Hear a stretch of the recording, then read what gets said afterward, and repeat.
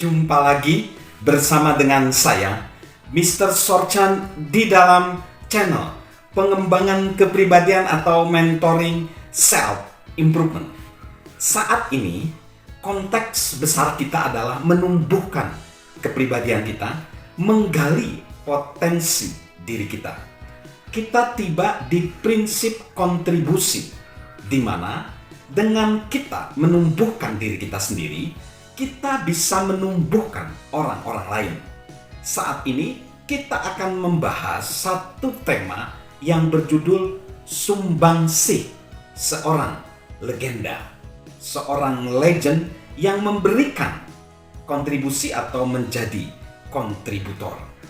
Sahabat Mr. Sorchan, pada tahun 2009, seorang mentor, seorang penulis, dan guru dari pertumbuhan pribadi yang telah melegenda ternyata dinyatakan telah meninggal dunia.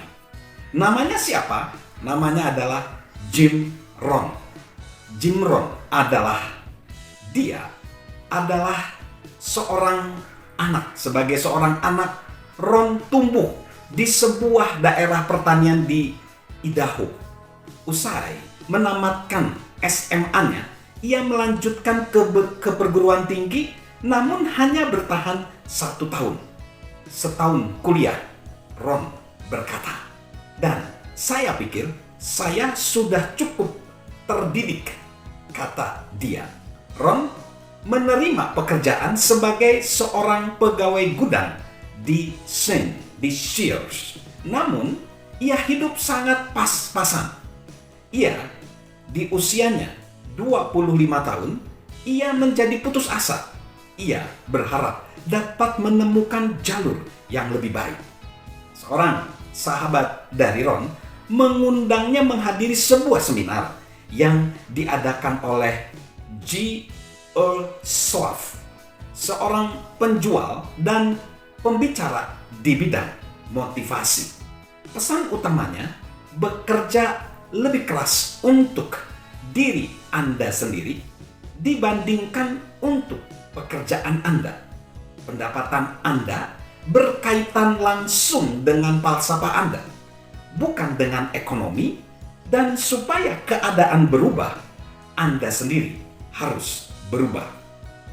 Sloff membimbing Rohn selama 5 tahun, mendorongnya untuk mengembangkan diri dan mengejar impiannya untuk menciptakan kehidupan yang lebih baik bagi dirinya sendiri dan keluarganya.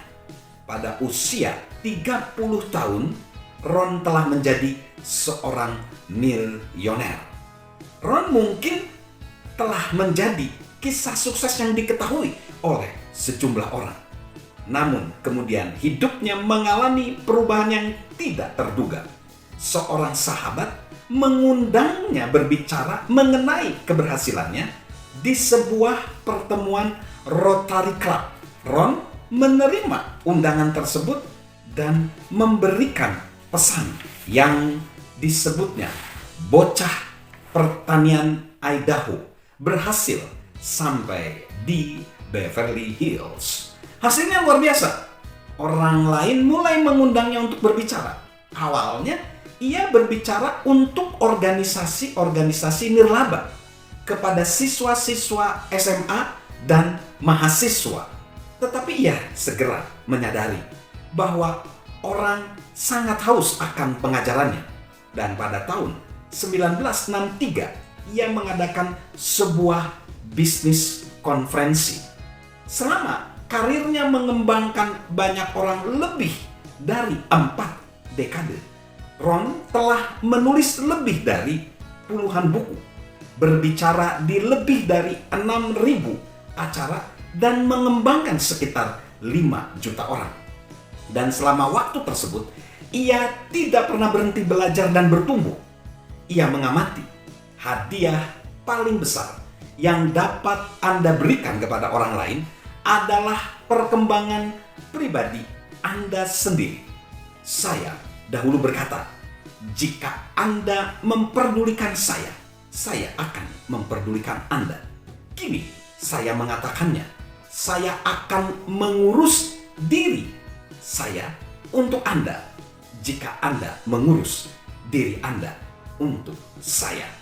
Salah satu ukuran terbesar mengenai pengaruh Ron adalah jumlah orang yang membangun orang lain dan penulis besar yang menganggapnya sebagai seorang pembimbing atau coach atau mentor.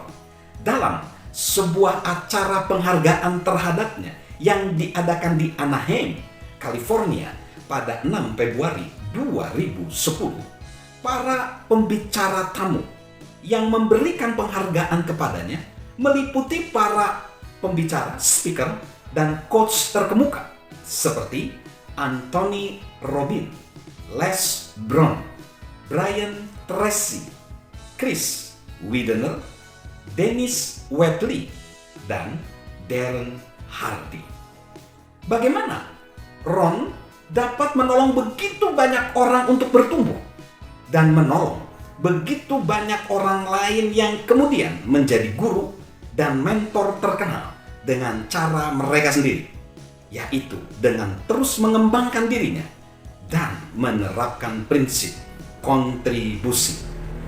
George Bernard Shaw, penulis yang memenangkan hadiah Nobel di bidang kesusastraan pada tahun 1925, karena memahami bahwa pemanfaatan terbesar dari hidup manusia adalah untuk melayani orang. Ia mengatakan, inilah sukacita sejati dalam hidup, dipakai untuk suatu maksud bagi Anda sendiri akui hebat, menjadi suatu kekuatan alam dan bukan segumpal penyakit demam ringan yang egois dan terus-menerus mengeluhkan dunia yang tidak bersedia membuat Anda bahagia.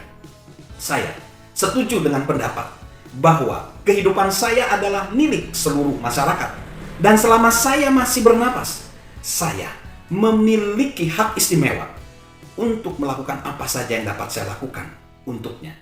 Saya ingin supaya saat saya meninggal kelak, saya sudah benar-benar terpakai habis. Karena semakin keras saya bekerja, semakin hidup pula saya. Saya bersuka cita dalam kehidupan karena hidup itu sendiri. Hidup bukanlah sepotong lilin kecil bagi saya. Hidup adalah seperti obor megah yang harus saya genggam untuk beberapa saat, dan saya ingin ia menyala seterang mungkin sebelum meneruskan kepada generasi masa depan.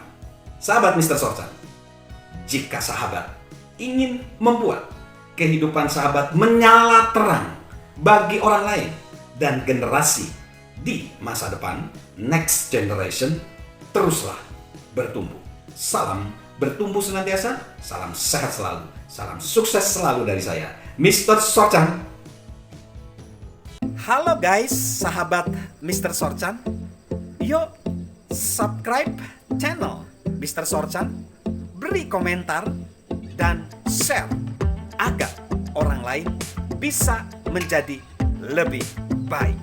Salam sukses luar biasa, salam sehat selalu dari saya, Mr. Sorchan.